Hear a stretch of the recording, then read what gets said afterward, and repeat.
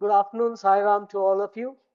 Today, I would be sharing with you my views, especially concerning the digital data health protection, security, and its relationship to the hospital as well as to the cardiac surgeon, both on international front as well as Indian national perspective. So, if you look at what Wikipedia says, it defines digital data as a collection of discrete, continuous information which is presented in computer language. The data actually consists of raw, unprocessed facts, figures, which could be collected through observation, experiments, or measurements. Now, if you look at this diagram, you will understand that there are a lot of people who are involved in this data, which means there are multiple stakeholders. We will come back to it one after the other. So basically, you will have a person who generates the data, which could either be a patient or the individual, and it is with interaction with a doctor when it is related to health issues, investigations, path labs, images, interventions. All these could generate multiple data.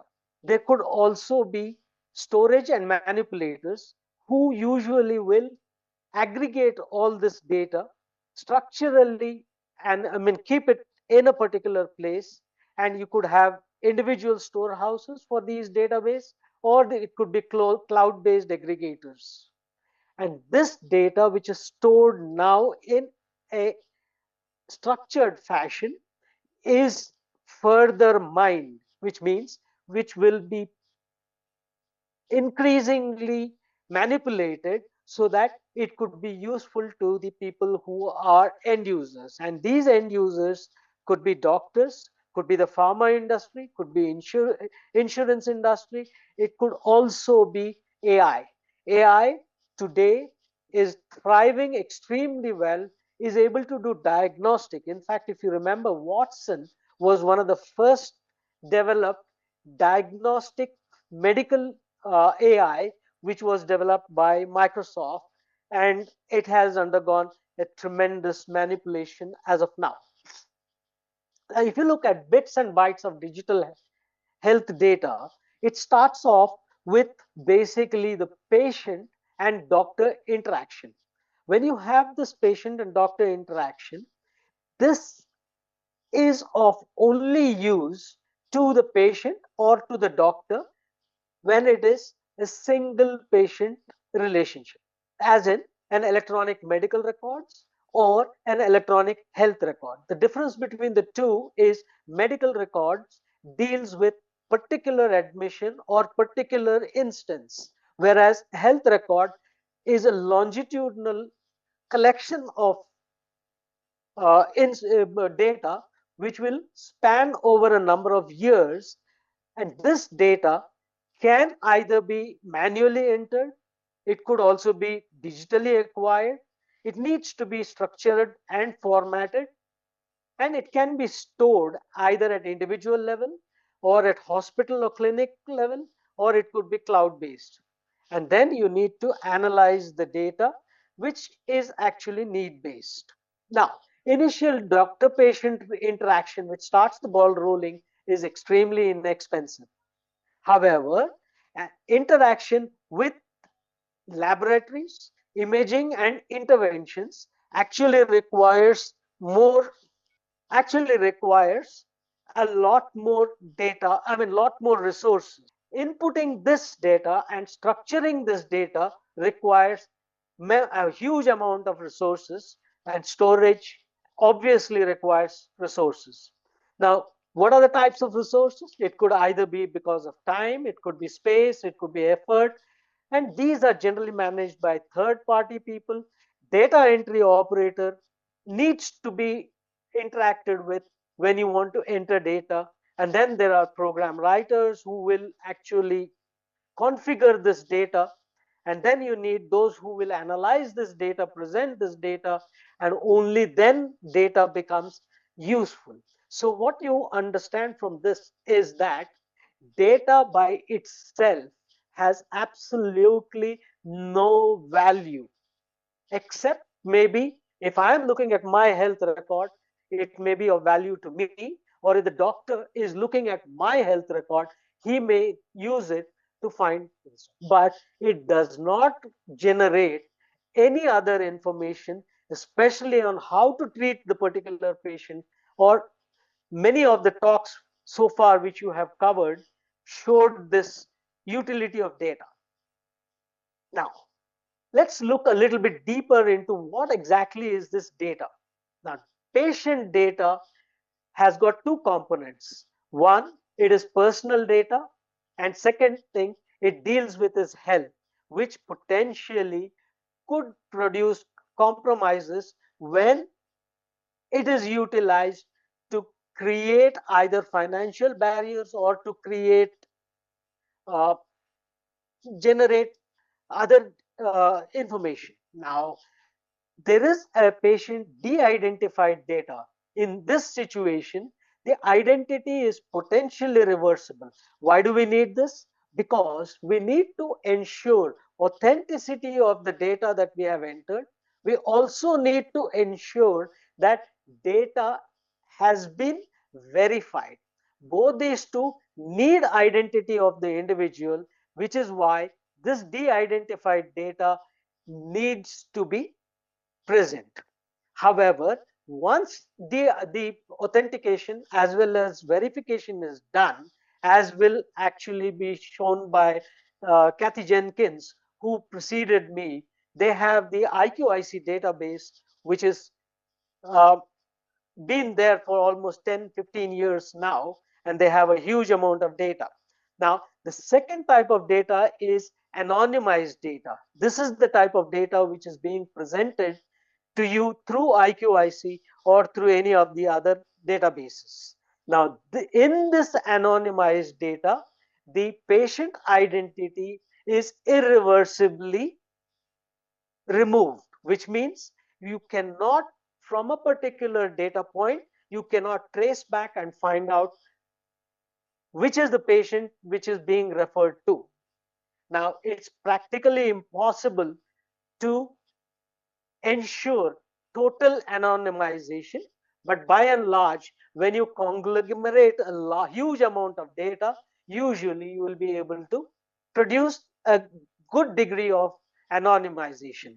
Now, this I already covered this, and these data, which is totally anonymized, can be shared between parties exactly as how you have memorandum of understanding with these people.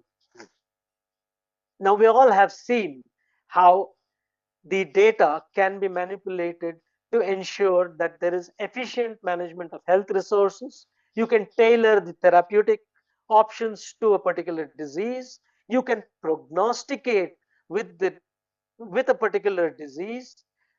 Most importantly, now with AI and robotic surgery coming in, you can transmit knowledge and experience to juniors very frequently, easily. And not only that, you can allow them hands-on experience without endangering the patient. Risk stratification, and it will allow you to compare apples to apples. You can actually control pricing, developing of healthcare products. But however, please mind that you can also manipulate the market. There could be targeting of individuals, which I alluded to earlier. You could deny insurance because of particular health risk factors. And health data could also be a possibility of blackmail. So therefore, health data, especially health related data, has both a cool face and a dark face. Now, if you look at how this data is regulated, first we need to find out what is the ownership of, who is the owner of this data. Now, it's not like a physical property where you can buy, sell, do a lot of other things with it. It is totally abstract.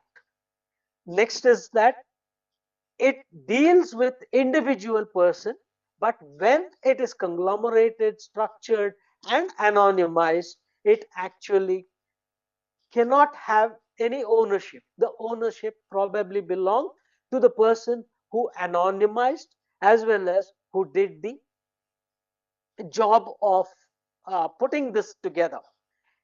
There is intellectual property rights, which actually regulates how this data can be shared, because data always carries financial implications. There are personal data protection acts which vary from country to country. I will be going through it in a little more detail a little bit later. The Intellectual Rights Protection Acts, or TRIPS, is known to all of you. Most countries have ethical practice guidelines which actually cover a part of the data sharing. And then there are Digital Information Technology Acts and patent laws which actually regulate how you share this data. On international platform, it all started with Helsinki Agreement, which actually showed how a trial can be conducted without impacting any of the patient safety. And then, because personal data was involved, HIPAA came into uh, use. In India, we have two ministries which look after this data. One is the Ministry of Electronics and Information Technology, and then because it deals with health issues, Ministry of Health and Family Welfare. Of course, you have other hospital ethics committees, NABH, NMC, which is National Medical Council, National Board of Education, which controls the medical education, and accreditation boards.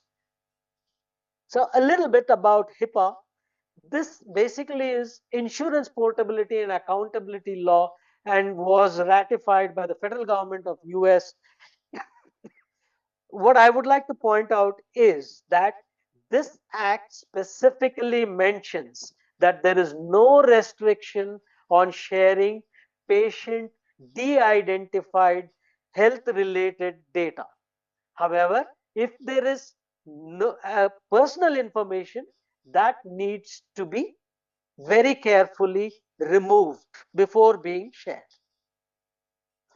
In India, Ministry of Health and Family Welfare was the first to come out with what they called as Digital Information Security and Health Assurance. And this actually was prepared by Ministry of Health Information.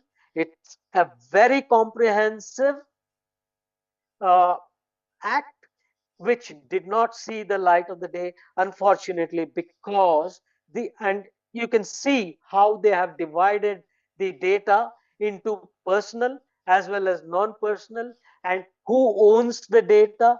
In addition to that, what actually constitutes identification possibilities. If these are removed, then data can be shared. They also brought forward technical know-how about how to remove this. I will go through it in a little bit more detail later on when I look up the Ayushman Bharat Digital Bharat Mission. Now, unfortunately, what happened was data was under Ministry of Information and Technology, and therefore Health and Family Welfare referred it to MeitY.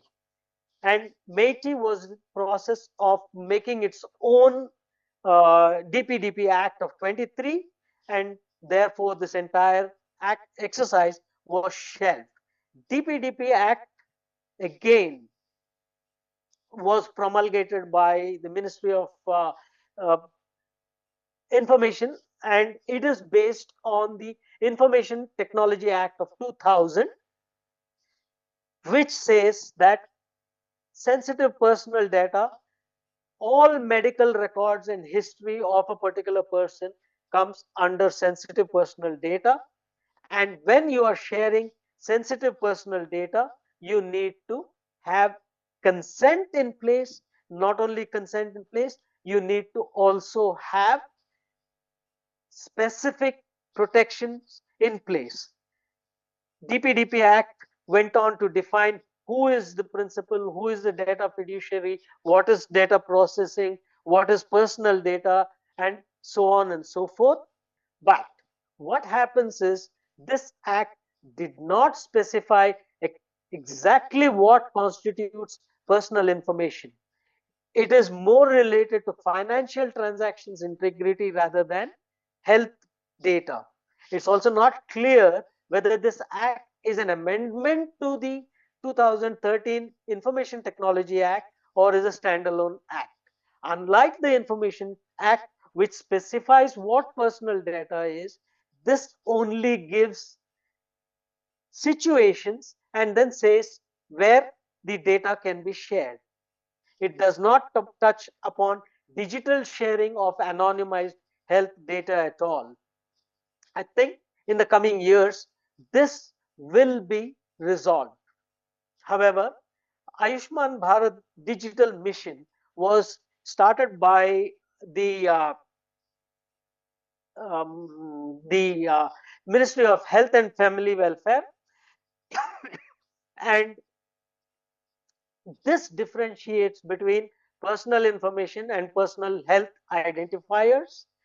It sets out who are data fiduciaries, how they need to be organized so that the patient de-identified data will first be verified, authenticated, and then anonymized, and the anonymized data will be shared with health clinical research, academic research for archiving purposes, statistical analysis, and formulation, development, promotion of diagnostic solutions.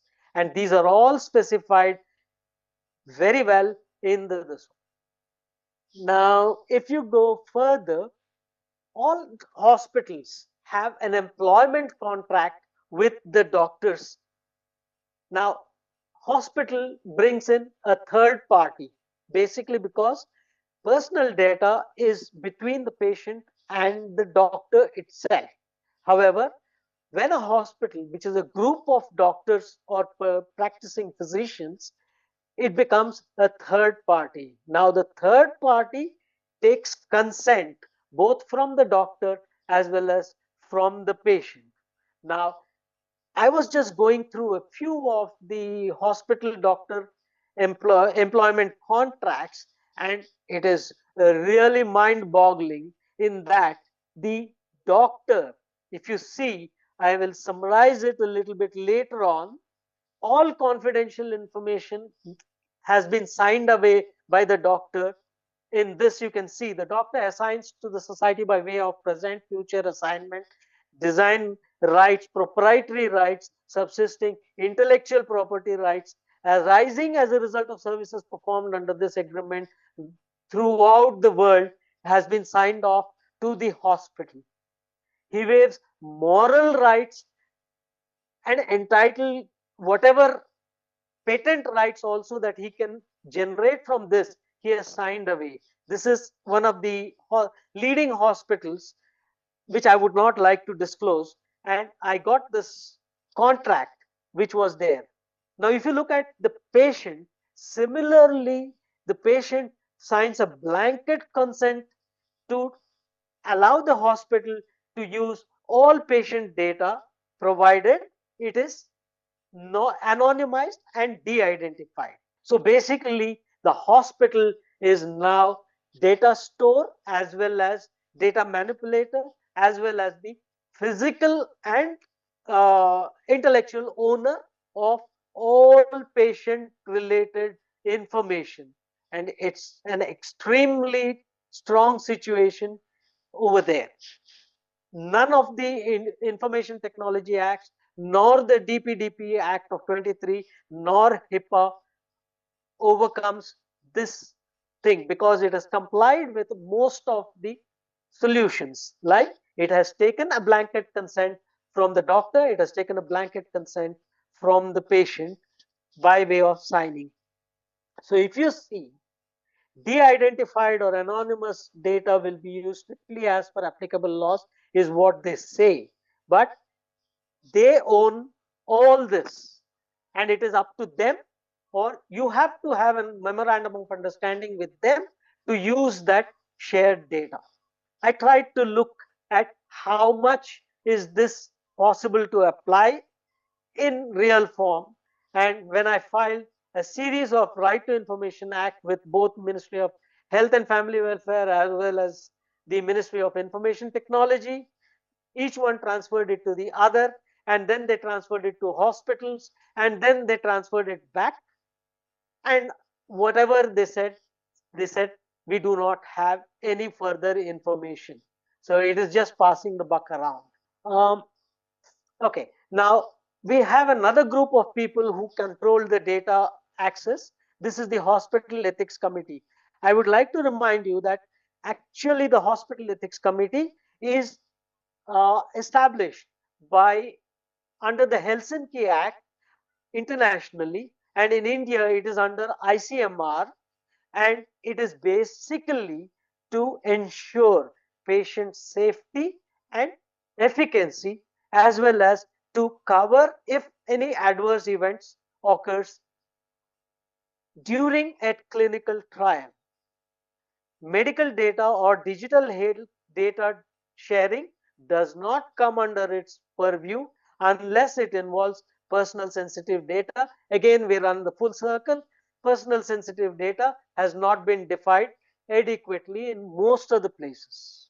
So again, EC has no role to play in data sharing as long as it does not involve sensitive personal data. However, if you see NMC and MCI, that is NMC is National Medical Council of India, and that recommends that data needs to be maintained for at least a period of 3 years by the individual physician or a practicing physician. And how it is to be stored has been left open. Okay, so when you are navigating this maze of data, there are a lot of statutes involved, there are a lot of acts involved, and there are a lot of parties involved, and there are people who are this table summarizes. I don't think I have the time to go through the entire thing. The presentation would probably be available. You could go through it. Again, I have summarized in this table various acts basically pertaining to the Indian scenario, and bottom line is that there is really no regulation which prevents anonymized data sharing between all the people concerned. Now, Ministry of Health and Family Welfare came out with a national digital health blueprint which actually defines how the data anonymization can occur. If you see over here, you will see there is an identifier, then there is electronic health records, and then there is an anonymizer, and then this one. Usually the hospital forms main part of the anonymizer, and the hospital will then share data. If it is individual, then the individual will upload to any of the databases, and it's the responsibility of the databases, example IQIC or World Database, which will perform the anonymization, therefore preventing any personal data leaks. And all of this is consent driven, if you see it over here. Again, this is the same way, and it has been organized at 3 levels. One is the local, and then there is the state, and then there is the national level, and it is applicable both to the private as well as public hospitals. So, personal data of the patient may potentially identify belongs to the patient. Sharing this content requires explicit consent, which is restricted to the bare minimum. This is as per DPDP Act of 23 as well as HIPAA. Now, hospital is just a custodian of patient data. However, it may use anonymized data for research purposes, and personal data can be stored only if specifically consented. Hospital databases with de-identified data actually are under the custody of the hospital and needs an MOU to be shared between the end users and hospital. We have also seen that raw data provides no utility at all. The data needs to be manipulated, the data needs to be structured, the data needs to be organized and worked through. Only then it will be useful. And each individual who wants to take out from the database needs are varied, and therefore they will have to process the data according to their, which is resource intensive. To share sensitive personal information, you need specific consent. And please remember, hospital is actually a third party and is usually not restrictive, that the other databases can also be formed. Not only that, the doctors can share with other databases without compromising. However, how much the hospital data and doctor agreement can be enforced needs to be worked out.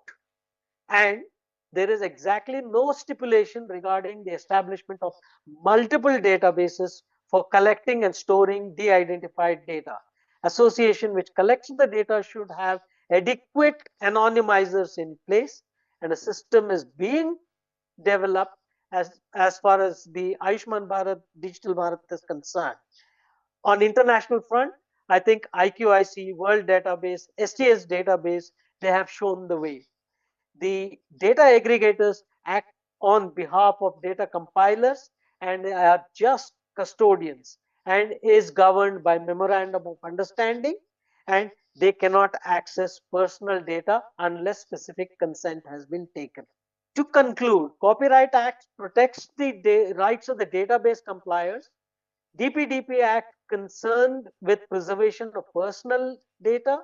HIPAA is not applicable in India because we have our own act.